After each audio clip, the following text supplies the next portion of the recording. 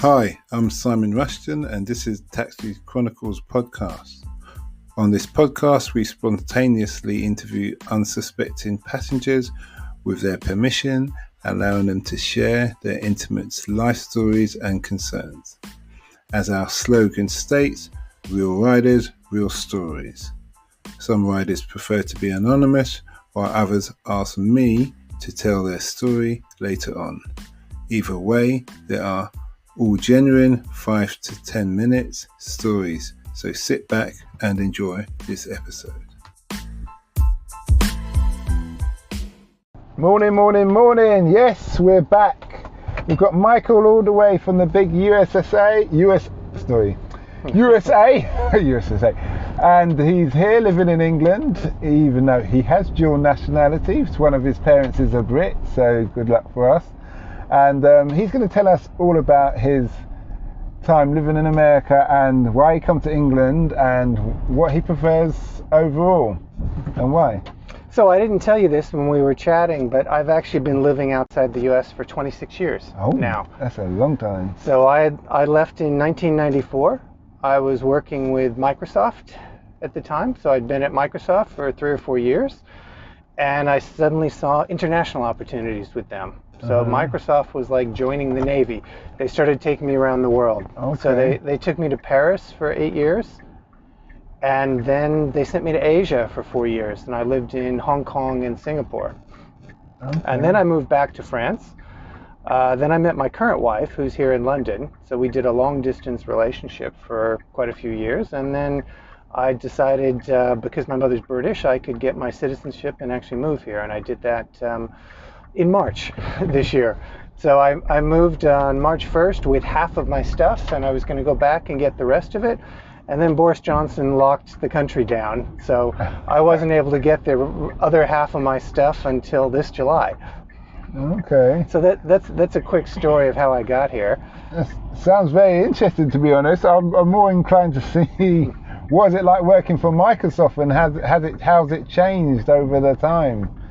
Well, when I joined, there was about 5,000 employees. Now I think they're at 120,000. Okay. When I joined in 1990, none of my friends or family have heard of it, and they were like, "What do you want to get into computers for?" And move somewhere like Seattle. They thought I was crazy. Windows hadn't even released yet; it was just coming out. You know, it was a very different era. So working at Microsoft in 1990 was quite special. Everybody who was there was out to change the world. They were creating Windows. They were creating Microsoft Office. They were, doing very groundbreaking stuff. So it was a fascinating time to be there. And it was a very small company, so we could get meetings with Bill Gates and Steve Ballmer and people then who went on to become billionaires and richest men in the world and buying sports teams and all of that. Okay. So what is Bill Gates like, or what was he like when you knew him? Well, there's a couple faces to Bill Gates. You see the public side, right? In meetings, particularly back then, he was not a personable person. Okay, he was not a likable person. He was brilliant, but social skills were not his thing. But when you see him in interviews now, in the last 30 years, he's really learned. He's become much warmer. You still may not put him completely high on the warmth scale, but he's really worked on those personal skills. But at first, he was very efficient. You know, you would be in meetings, and if you were getting off track and not holding his interest, it would be next. You know? He had famous comments to people like, "Do I pay you? Do you actually get paid for this?" So it was a brutal time. It was Darwinism. It was survival of the fittest. Yeah. Okay. There was no niceties, no political correctness. But you survived. I did. You did over a decade, didn't you? I was at 14 years at Microsoft. Yeah. It was a great time. Okay. So you probably had loads of privileges and everything. What was your role at Microsoft? I set up their market intelligence and their competitive intelligence. So tracking markets and tracking competition, and then briefing our executives on what was going on, where were the opportunities, where were the threats, where were the risks. So it's like you were like an intelligence officer. Yes. So I'm ex-military, so I see it like that. Yeah. One of the people I hired was an ex-CIA analyst who decided he wanted to get out of the government and put his skills to use in the private sector. So he came to Microsoft and he worked for me. So that makes you hiring people like that, your company's gonna grow. Well, people who know how to analyze things and draw insights. So it wasn't the spying as much as here's a bunch of data. Yeah. What do we do with it? But data is the thing that leads people forward nowadays. Absolutely. As companies, it's like the Amazons. I was watching a documentary and it said how they make more money on the data of what we consume. And even though people hate the fact that they're being watched and all those kind of things, it's actually to our convenience at the same time with the, like if I mention football, and then next thing I know I get a load of football adverts on my phone or football or reminders that I looked at a football or something like that. It's not nice, but it's convenient. Yes. I would say like that, and that's it. So what was like, you said you worked in Japan, was it? I worked in Hong Kong and Singapore for 4 years. So what was that like? That was one of the best times of my life. I mean, it was very And this is in enriching. the 90s as well? This was with Microsoft, yeah. So they moved me there for 4 years. Okay. Very enriching. I mean, the cultures there are so different and diverse. You know, when you're an American and you come to Europe, you see the huge differences between the cultures. You say the Germans are very different than the Italians, who are different than the British. But then suddenly you go to Asia, and you've got the Chinese and the Vietnamese and the Indonesians, and then you see there's massive differences between those cultures, and Europe looks a little more similar to each other, and it's kind of minor variations in that sense. So and the length of the cultures there. I mean, you're visiting lots of things that are not only hundreds of years old, thousands of years old, and me coming from a country that's only 200 years old, I thought it was crazy coming here and eating in a pub that's 400 years old. Well, you go to Asia and you're going to a temple that's 1,200 years old or 1,500 years old. What was the working with Microsoft? What was the thing that you learned that you wish you had learned you wish you had known when you first started? I think it was dealing with the different cultures, right? That people are different. I think particularly coming from my culture, from Americans like to think that everybody is like an American. Everybody speaks English. Everybody thinks like you do. Everybody does conversations and meetings like you do. And I didn't know any better. And I came, and it was harder to build relationships and things because people want you to accept that things are different. Would you say that sounds like what you said Bill Gates' problem was? Not his problem. It was an opportunity. None of these are problems. He learned that to be effective at what he was doing, a spokesman for Microsoft, and now he's a spokesman for one of the biggest philanthropies in the world, right? The Gates Foundation. That to do that, he needed to bridge things emotionally with people and be able to articulate and create a relationship where when you're just a tech person, you're just talking about techie things and you don't have to have those interpersonal skills. But I had to appreciate that cultures are very different. That meeting with a French person, you don't run a meeting the same way as you would with another American. You need to be a little more personable. You need to start the meeting and talk about how was their weekend, how's the weather, 5 minutes, 10 minutes, where Americans will sit down and say, right, okay, what's the agenda? Let's get started. But that's a very British attitude though as well. Yes. Let's get started. So you can see the cousins or the rationale. Yes, I'm going back to my roots here a little bit. It's easier for me to run meetings here. Or the funniest thing is, when I moved to Paris, I had a staff of people that was from around Europe reporting to me. And I did my very first meeting, and I invited them all in. We did a meeting, and I asked them at dinner that night. I took them all out to dinner. How did I do? And they said, well, generally you did pretty good, but there's one thing that you missed. I said, what was that? And they said, you didn't give us cigarette breaks. Right, so in America, nobody is allowed to smoke at work and stuff. So we didn't take any breaks for cigarettes. All the Europeans smoked. and they were dying during these sessions we were having because they had to wait till lunchtime and go out and smoke. And they said, in Europe, you have to do cigarette breaks for people. And yeah.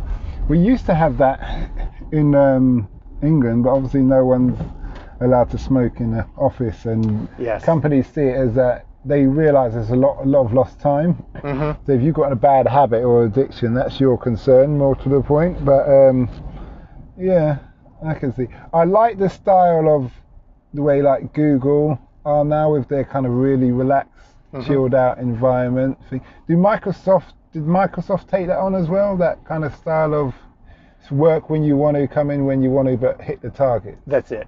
Exactly. It's not about the hours. No one's checking the clock. It's getting the job done. And, part of that is going with where you're most productive. I'm a morning person. I like to start, for example, at 7 a.m.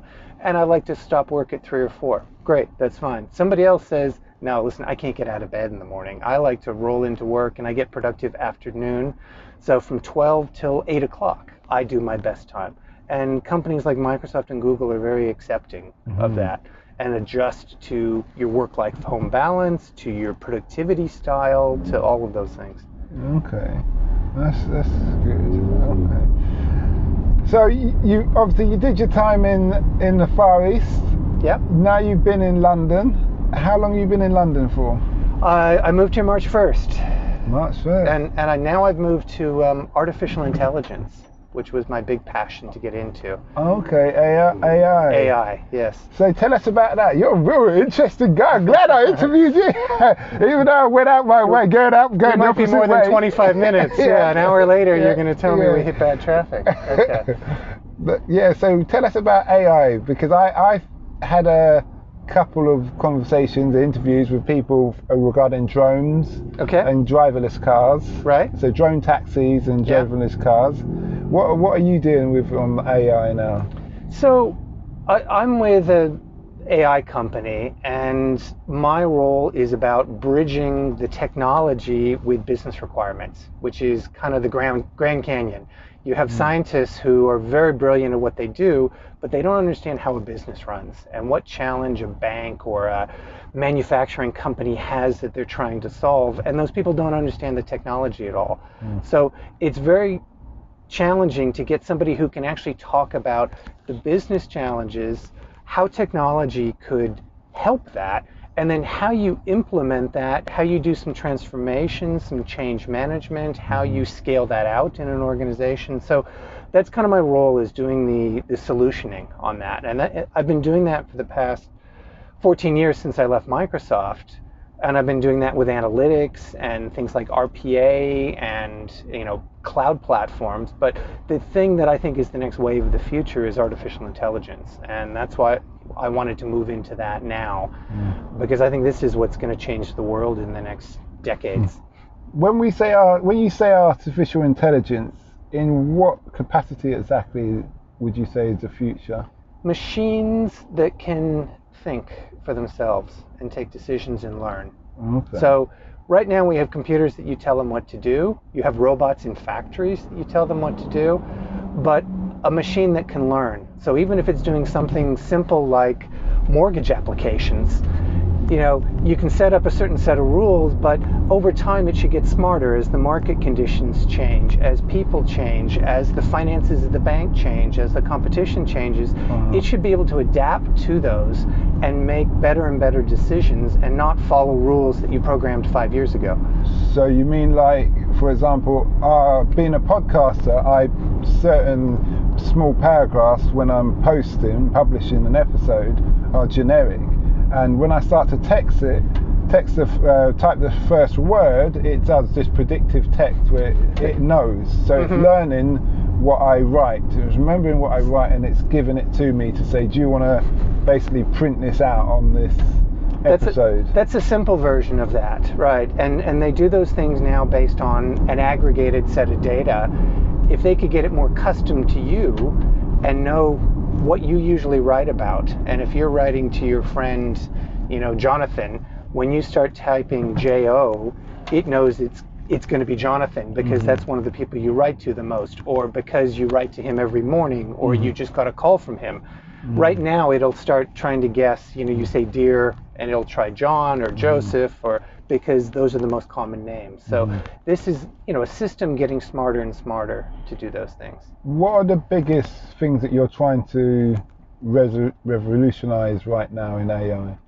So the biggest projects we're working on, well, number one is smart cities, right?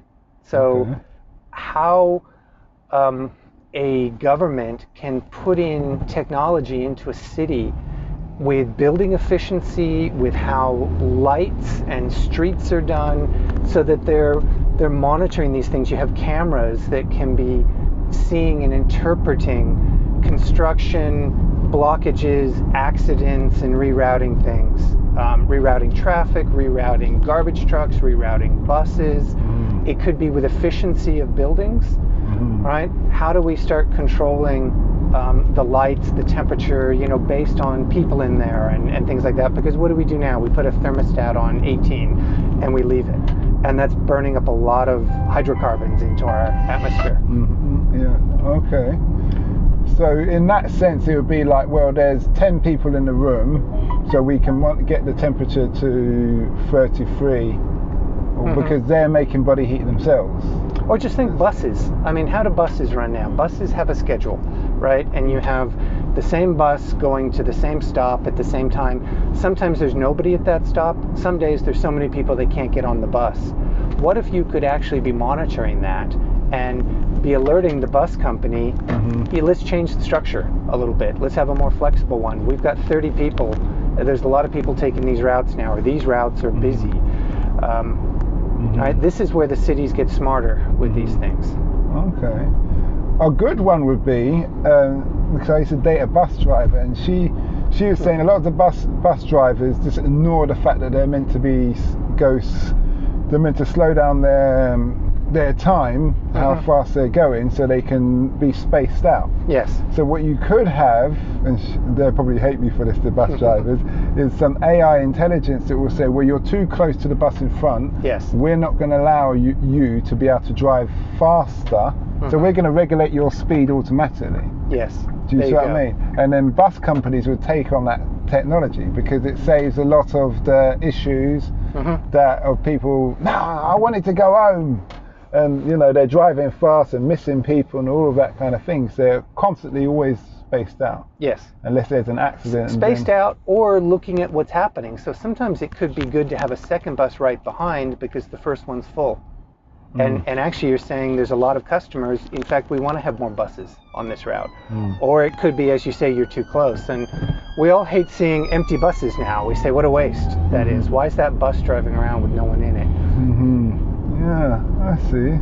That's it. You've had an very, very interesting career. And I hope it's not over yet. The best is yet to come. Yeah, well, that's a very positive, insightful way of looking at things. I hope the same for you as well. So, would you assume you've got children? Would you? I do. Would you encourage them to go into AI? And if so, what would be your words of wisdom? Well, I've always given a simple message. My children are 20 and 22. Okay. So just to don't picture little boys. They're both taller than me. But I've always told them, as long as you're passionate about what you do, I don't care what you do. You can be a baker, you can be an artist, you can be a business person, you can be a politician, but find something that really interests you. And I'll be proud of you as long as you're giving it your best and it's something that you want to do.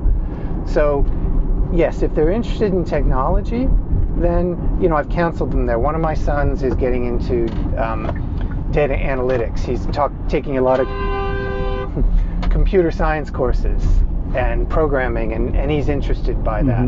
So I've encouraged that. I've tried to help him. I've tried to introduce him to people so he can understand more what these jobs are like. I think that's the hardest thing when you're 18 is deciding, what do I want to do? Yeah. What's it like to be a lawyer? What's it like to be a doctor? What's it like to be a businessman? Yeah. I understand. Well, thanks for that interview. The last question I will ask you is the question I ask everybody. All right. What's the impact you want to have on the world? I want to give something back. So my biggest thing with artificial intelligence right now has been that we have three main projects we're working on. One is smart cities to improve our life and energy consumption. The second is around climate change. We're working on carbon credit exchanges and carbon sequestration to actually reduce the climate change. And the third area has been bringing medical technology advances through artificial intelligence. So I'm really focused right now on how I can put some of my talents back to paying back society for all the benefits I've had and the good life that I've led, and leave it a better place when I'm gone than when I found it. That's good. One last question up, because this keeps coming to mind when you talk about AI, is what Elon Musk is doing. He's talking about he wants to, apart from going to the moon, putting the chip in the pig. And human beings. Yeah. He wants to put chips in human beings. Do you think we're going too far when we do that, or do you think it's a very dangerous direction with all of these things? So the problem is we have scientists who are making these decisions now, and they're not the best ones ethically or culture-wise to make these decisions. And hooking up humans to computers, creating computers that are smarter than we are and making decisions for us, we need really good systems to do that safely and humanely. Yeah, you don't want some mad. It's equivalent to, what's that guy who made Frankenstein? Yeah, like Frankenstein's monster. The old days. Yes. You want to be able to, someone to regulate the scientists and say, we watch what you're doing, we don't agree with that, you can't do this, you can't do that. Right. But then it could be argued that they're going to do it anyway. Yes, but we need people working with them to think of the repercussions of this, right? It's not enough to just create a technology and say, I was trying to do good with it. It's not my fault that I invented dynamite to, help with construction, and then it became used to create bombs and blow up cities. Yeah. You need to try to think from the beginning, what's the impact of this? Particularly with technology, we see the invasions like you described now of Google can track everything about you. Well, are there any checks on that? Are the governments putting some restrictions on them? Who's watching Google? But then in saying that, governments would say, like the American government would say, well, we're not really that bothered if you give us all your information. Do you see what I mean? They always bang on about China, but it's like they're doing exactly what they don't want China to be doing. Well, and there's a bigger problem there. When you look at these committees, when they meet with, in the U.S. Congress, and they meet with Google or Facebook and things, they don't understand the technology. They don't use smartphones. They don't use Facebook. How can those people actually make legislation about... That's a good point. Yeah. It's a different generation. Now, some of them, yes, there's some people there. There's some 30-year-old congresswomen that are brilliant with technology, but the typical legislator in America doesn't understand technology, isn't using the cutting-edge stuff. They can't make laws to protect us when they don't understand it. And I see what you're saying. That's a really, really good point to finish up with. Food for thought, really. Because the older, no disrespect, but your generation and the older politicians, it's like you were an anomaly at your time. Exactly. Coming to Microsoft. But the average person of your age and older doesn't know anything about it. And now they're making major decisions on life-changing decisions, or And they're looking at things like Facebook. Okay, Facebook is yesterday. Yeah, that's not the technology of tomorrow that we need to be doing things for. And the fact that you can say that as an AI, my daughter would love you. That she goes, Dad, Facebook's for old people. So, but what is the latest? Because you got the TikTok, Instagram. What would you say is the latest? I think there's a lot of small things like that. I mean, TikTok's actually becoming quite prominent now, but that's in the last year. And there'll be more things coming out. There's more things with your phone that are going to start happening. It's not your computers. I think that's the thing. These legislators are focusing on what you do with your laptop. But you have more power in this than the laptop you bought 3 years ago. Right? Okay. And more, young people today, this is what they spend time on. they're buying things with this. It's tracking them. They're sharing information. They're sharing photos. They're dating people with that. Okay. Well, thanks a lot for that interview. It was superb. I enjoyed it. It made our time go very fast. Yes. You had some very good questions. And thanks a lot. My pleasure. I'll keep the card. Yes. Let me take this off. We hoped you liked that episode. Keeping in mind, we never know who we're going to interview. We post twice a day, 8 a.m. and 5 p.m. GMT. Have you ever considered the future economies to invest in?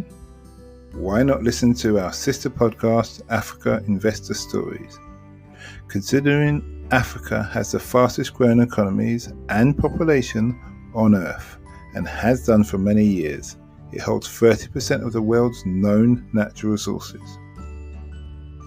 We publish twice a week, Tuesday with a guest investor and Fridays talking about investment, politics and history, providing a clear understanding for any potential investor.